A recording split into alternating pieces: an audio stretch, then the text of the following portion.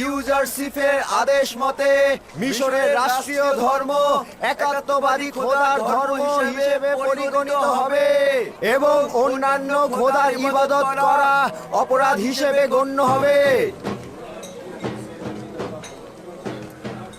আজ আমুন ও অন্যান্য খোদার ইবাদত করা গুনাহ ও ক্ষমাহীন অপরাধ হিসেবে গণ্য করা হবে।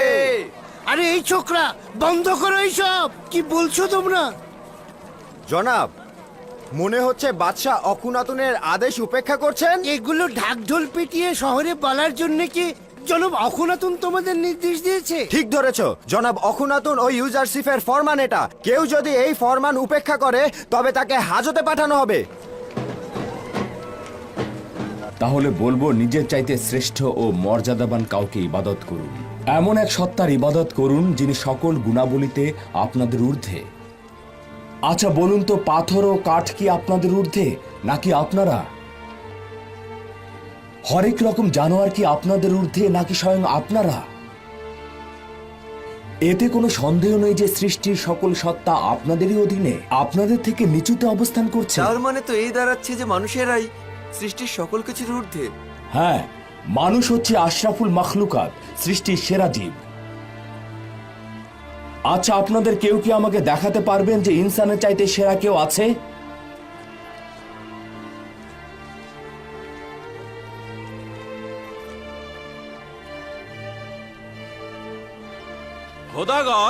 খোদাগণই তো সকলের চাইতে ঊর্ধ্বে। যে সকল খোদাগণ পাথর ও কাঠ দ্বারা নির্মিত, সেই সকল খোদাগণ আপনাদের চাইতে ঊর্ধ্বে।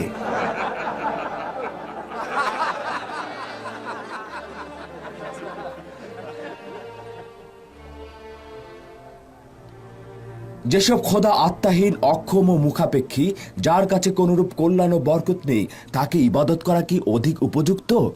নাকি যে খোদা তার কুদরত দ্বারা 7 বছর বৃষ্টি বর্ষণ করলো যেন আপনারা দুর্ভিক্ষের হাত থেকে রক্ষা ও মৃত্যুর কবল থেকে নাজাত পেতে পারেন, তিনি উত্তম। আমরা এমন এক মাবুদের ইবাদত করি যিনি তার বান্দাদের নাজাত দেবার জন্য ইউজারশিপকে পয়গম্বর করে পাঠিয়েছেন।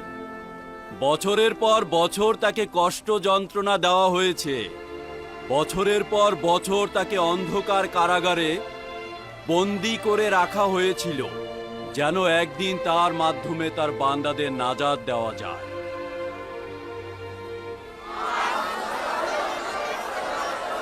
থেকে রক্ষা করতে তোমাদের লড়াই করতে হবে। আমন খোদা তোমাদের দিকে তাকিয়ে আছে, তার এই বিপদে তার পাশে দাঁড়াও। একজন ভেড়া চড়ানো রাখালের কাছে কি তোমরা পরাজিত হবে? এমনি এই ভেড়া চড়ানো রাখালি গত 12 বছর ধরে মিশরের ভূমিকে দুর্ভিক্ষের হাত থেকে অতি উত্তমভাবে রক্ষা করে আসছে। তোমরা ইবাদতখানার খেদমতগারগণ ও 3000 বছর ধরে পাথরের ইবাদতকারীগণ কখন থেকে কুকুরের ন্যায় ঘেউ ঘেউ করছো? এই বৃদ্ধ মহিলা, তোমার বকবকানি বন্ধ করো। তুমি একটা কাফের। বছরের পর বছর তোমরা খেদমতগারগণ এই বৃদ্ধ মহিলার কাছ থেকেই ভরণ পোষণ নিয়েছো। খুফুকে সওয়াল করো, সে তোমাদের বলবে জুলেখা কে ছিল। জুলেখা পুতিফারের সহধর্মিনী?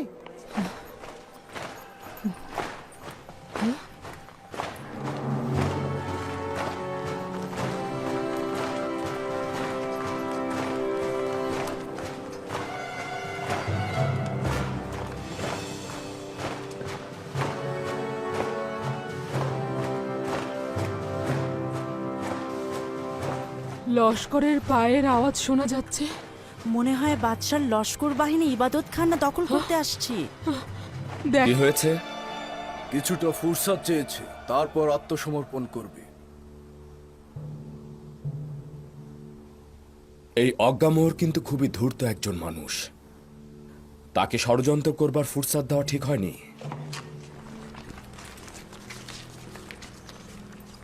তোমাদের আমুন খোদাকে ধ্বংস করতে এসেছি। না, আমরা অনুমতি দেব না। আমরা তো আপনার কাছে কোনো অনুমতি চাইছি না। আমরা আমুনকে ভেঙে ফেলবো এই কারণে যাতে সবাই জানে ওটা পাথরের এবং ইবাদতের যোগ্য নয়। আমুনকে উত্তেজিত করো না, সে তোমাদের উপর প্রতিশোধ নেবে। আমাদের নিয়ে চিন্তা করতে হবে না, আমি বলছি ওখান থেকে আপনারা সরে যান, দেখি আমুন কি করে আমাদের উপর প্রতিশোধ নেয়। না, আমি অনুমতি দেব না। তোমাদের আমুনের কাছে আসা উচিত নয়।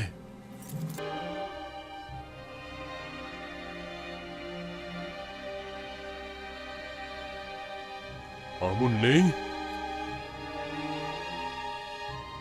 আমুনের কি হলো? আমুনকে পাচ্ছ না? আমুন, খোদাগন্ধের খোদা, আমুন খোদা আসমানের সত্য ও সুমহান জায়গায় গমন করেছে। উপযুক্ত সময় আবার জমিনে ফিরে আসবেন এবং এরা যে গিয়েছে, আমন দুশ্মনদের প্রতি প্রতিশোধ দেবেন। মিশরের মহান খোদা আমুন গায়েব হয়েছেন, কিন্তু তিনি ফিরে আসবেন, খুব দ্রুতই ফিরে আসবেন এবং তোমার প্রতিশোধ নেবেন। আমি নিশ্চিত যে আমুন এখানটাতে রয়েছে, এখান থেকে বাইরে যেতে পারেনি।